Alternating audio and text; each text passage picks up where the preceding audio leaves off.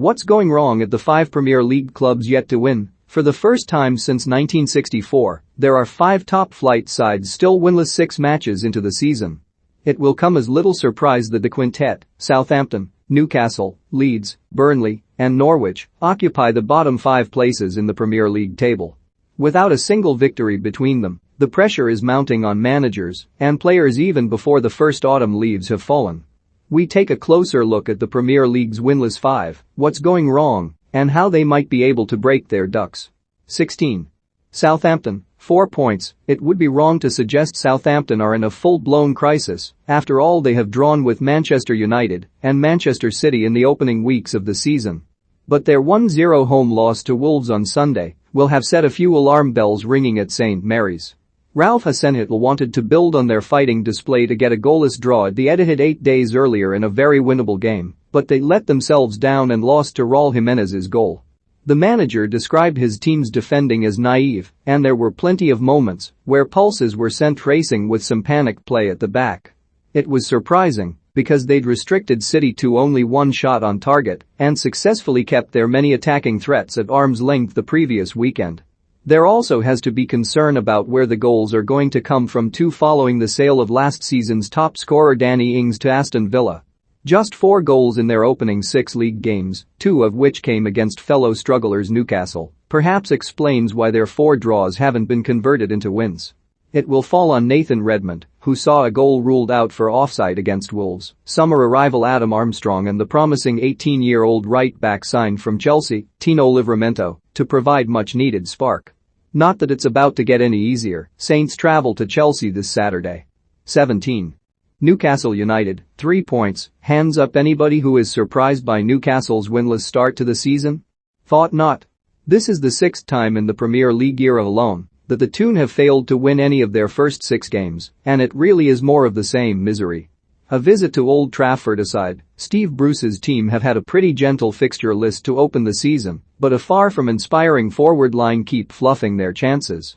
It was the case again in Saturday's 1-1 draw at Watford, where Newcastle played well in the main and carved out enough opportunities to be home and dry prior to Ismaila Sarr's equalizer. "We've done enough to win 3 games," Bruce said afterwards, but is it any surprise when the forwards currently fit and available have scored just 9 goals combined since the start of last season? Callum Wilson scored 12 times last season and had 2 this time around before suffering a thigh injury, which has neutered their threat. Alan Saint-Maximin continues to impress, but Joelinton and White-Gale, involved in a training ground bust-up with assistant manager Graham Jones earlier this month, can't be relied on. Bruce was able to make midfielder Joe Willock's loan from Arsenal permanent in the summer following his impressive goalscoring return while on loan, but Newcastle continue to look profligate and this makes them vulnerable. Many fans want Bruce to leave anyway and, as long as they're teetering on the edge of the relegation zone and not winning games, the picture is unlikely to get any rosier. 18. Leeds United, 3 points. Marcelo Bielsa enjoys a demigod status at Leeds and rightly so, but questions must be asked now the team have gone 6 winless at the start of a season for the first time since 1935. The barren run has included heavy defeats at the hands of Manchester United and Liverpool plus narrower, but no less frustrating reverses such as Saturday's last-minute loss to West Ham. Bielsa's relentless style of football not only entertained but gained results on their Premier League comeback last season, but just looks more chaotic and foolhardy this time. Ilyan Meslier has been the Premier League's busiest goalkeeper in the early weeks of the season, making 27 saves, and only Norwich's Tim Krul has conceded more. Going forward, Leeds carry plenty of threat. They were brilliant in the first half against West Ham, but too many chances are going begging. They were unable to sustain the intensity for the full 90 minutes, with too much space afforded to the opposition to exploit. You feel Leeds need a 3-goal lead to be secure in any game. Bielsa should be commended for remaining true to his football values, but there should come a point where greater pragmatism and less risk is needed. The good news for Leeds is that their next 3 games, against Watford, Southampton, and Wolves, are very good opportunities to claim that elusive first win. Bielsa certainly won't panic despite their league position. 19.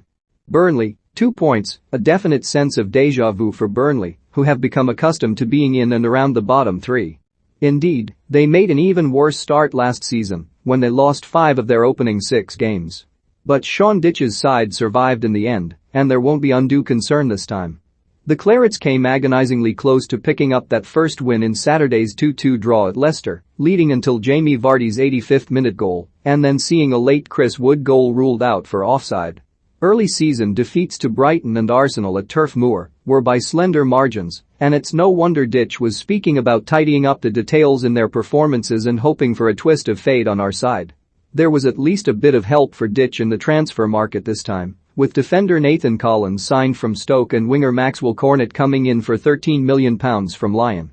Cornet impressed and scored a memorable first goal for the club at Leicester before being forced off with a hamstring injury. Had he remained on the field, they might have put the game beyond doubt. There is a lot of burden on Wood to deliver their goals, however. He scored 12 last season in the league with the next highest scorers on 3. There isn't much to suggest that has changed.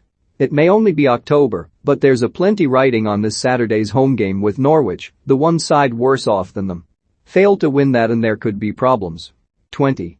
Norwich City, 0 points. The last time Norwich were in the Premier League, 2 years ago, early season wins over Newcastle and Manchester City gave the impression they could compete. In the end, they collapsed miserably post-restart and lost their last 10 games. Having worked so hard to get back into the top division, it looks like the nightmare has returned for Daniel Farke and his players. 6 games, 6 defeats and 16 goals conceded. It really doesn't look promising for the Canaries. It was genuinely bad luck to have Liverpool and Man City first up, 3-0 and 5-0 losses, but things haven't picked up since. The 3-1 home defeat to fellow promoted club Watford was the worst of the lot. Last time around, Farke wasn't backed with new signings. This time there has been an attempt to add squad depth in most positions with Milot Rashica, Pierre-Lise Melu, Brandon Williams and Ozan Kabak among those being integrated. Unfortunately it isn't working well yet at both ends of the pitch with Teemu Pukki scoring their only 2 goals so far and worrying leaks at the back. In total £50 million was spent, but Norwich still don't look remotely prepared for the step up in class between the Championship and Premier League.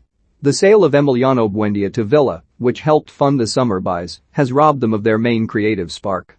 Continue like this and Farke's job will come under pressure. He has lost 16 consecutive Premier League games now, with games against Burnley and Brighton either side of the international break looking very important. The quintet of teams that failed to win their first 6 games in the 1964-65 First Division were Wolves, Aston Villa, Birmingham City, Burnley, and Sunderland. Wolves and Birmingham would suffer relegation at the end of that season. Villa managed to climb to 16th out of 22 teams, Sunderland finished 15th and Burnley came 12th.